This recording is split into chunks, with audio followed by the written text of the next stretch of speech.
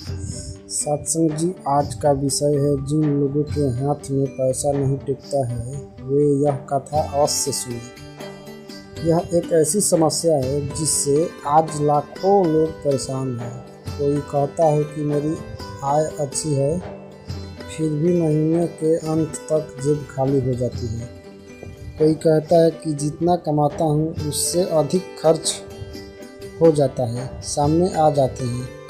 कोई बीमारी में पैसा खर्च कर देता है, कोई कर्ज में फंस जाता है, तो कोई दिखावे की दौड़ में अपनी कमाई गंवा देता है। ऐसे में प्रश्न उठता है कि आखिर पैसा क्यों नहीं टिकता? क्या इसका कारण केवल कम आय है? क्या इसका कारण केवल महंगाई है या नहीं? बहुत बार इसका कारण हमारी सोच, हमारी आदतें, हमारा व्यवहार और हमारा दृष्टिकोण भी होता है।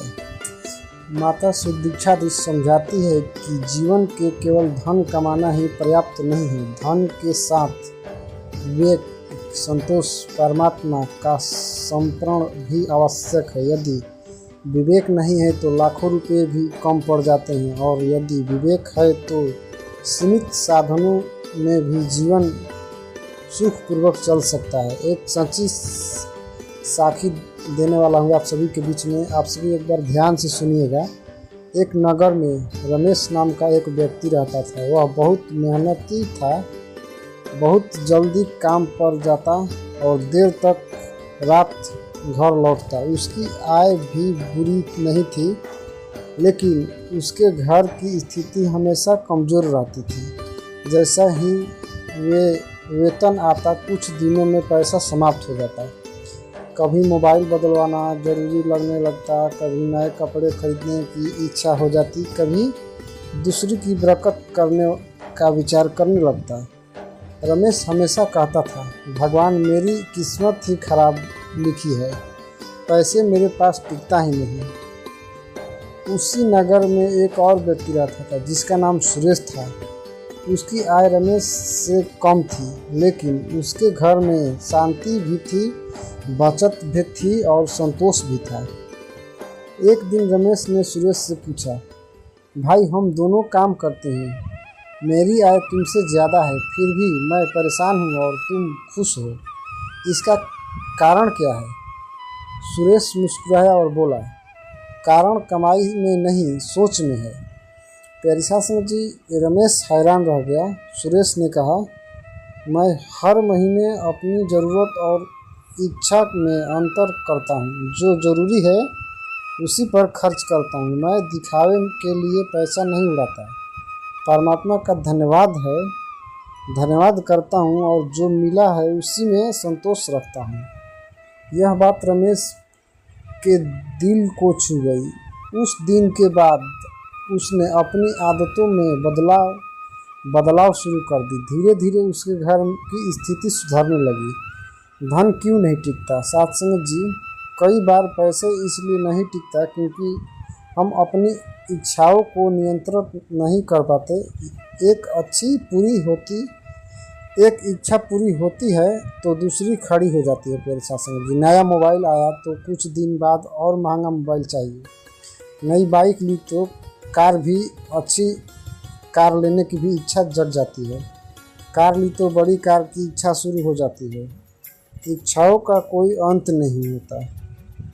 जिस व्यक्ति ने इच्छाओं को अपनी मालिक बना लिया, उसके जीवन में कभी संतोष नहीं आ सकता, कभी सुख नहीं आ सकता, और जहाँ संतोष नहीं होता वहाँ बरकत भी नहीं होती। कोई शासन में बरकत का व्यवसायिक अर्थ अक्सर लोग सोचते हैं बरकत का मतलब केवल अधिक पैसा होना है, लेकिन वास्तव में बरकत का अर्थ है घर में शांति होना, परिवार में प्रेम होना, बच्चों का संस्कारी होना, स्वास्थ्य अच्छा होना, ज़रूरत के समय सहायता मिलना और काम साधनों में भी खुश रहना। कई लोग के पास करोड़ों रुपए होते हैं लेकिन चैन नहीं होती। वहीं कुछ लोग के पास सीमित साधन होते हैं लेकिन उसके चेहरे पर सुकून होता है और खुशी होती है। यही वास्तविक बरकत है। एक और प्रेरणादायक प्रसंग।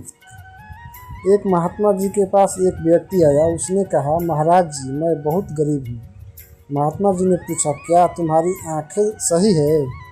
उसने कहा, हाँ। क्या तुम्हें हाथ पैर सही है? हाँ। क्या तुम्हें सुनाई देता है? तो हाँ। महात्मा जी बोले, फिर तुम गरीब कैसे हो? परमात्मा ने तुम्हें इतनी बड़ी दौलत दी है। उस व्यक्ति की आंखों में आंसू आ गए। उसे समझ आ गया कि वह उन चीज़ों के लिए दुखी था जो उसके पास नहीं था, लेकिन जो उसके पास था उसका धन्यवाद करना भूल गया। प्यारे साथियों जी, माता सुदीक्षा जी का संदेश है कि हमें हर परिस्थिति में धन्यवाद करना सीखना है प्रभु का। जब मनुष्य धन्यवाद करना सीख जाता है तो उसके जीवन में सकारात्मक शक्ति नहीं आती है। जो व्यक्ति हर समय शिकायत करता है और अपने जीवन की खुशियों खो देता है, लेकिन जो व्यक्ति हर परिस्थिति में परमात्मा का धन्यवाद करता है उसके जीवन में बरकत बढ़ने लगती है। सेवा और दान का महत्व।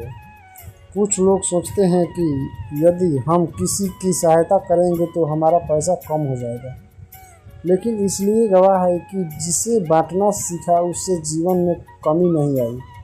सेवा केवल धन से नहीं होती, सेवा समय देकर भी होती है।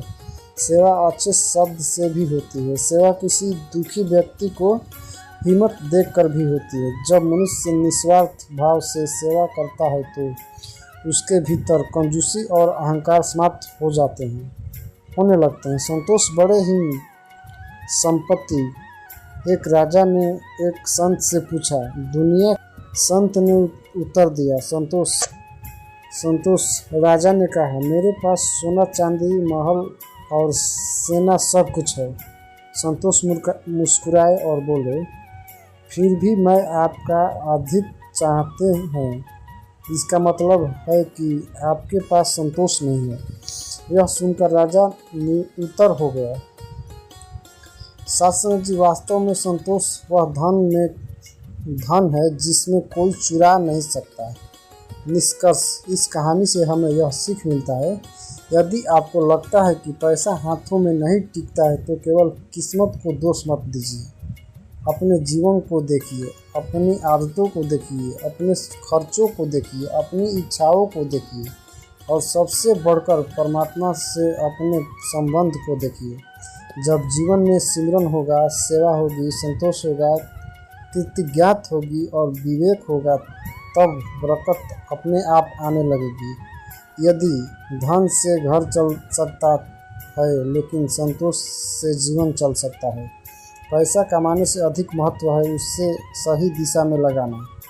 जिसके पास परमात्मा का ज्ञान है, संतोष है, वही वास्तव में सबसे बड़ी व्यक्ति है। प्यारी साथियों जी, आप सभी संत महात्माओं को अगर यह कहानी से कुछ भी सीख मिला हो तो इस वीडियो को आप सभी ज़्यादा से ज़्यादा शेयर करें और इस चैनल को सब्सक्राइब करके बेल आइकन को ऑल कर लें, ताकि इस चैनल पर जो भी वीडियो आती है उससे आप सभी संत महात्माओं को कुछ ना कुछ सीख तो ज़रूर मिलती है। और अगर इस चैनल का वीडियो आप सभी को अच्छा लगता है तो चैनल को प्लीज़ सब्सक्राइब कर लीजिए और वीडियो में एक प्यारा सा कमेंट करके दास को ज़रूर बताइएगा कि यह वीडियो आप सभी को कैसा लगा है। बाकी आप सभी से मिलते हैं एक अगले वीडियो में, तब तक के लिए प्यार भरा धन्य निरंकार जी।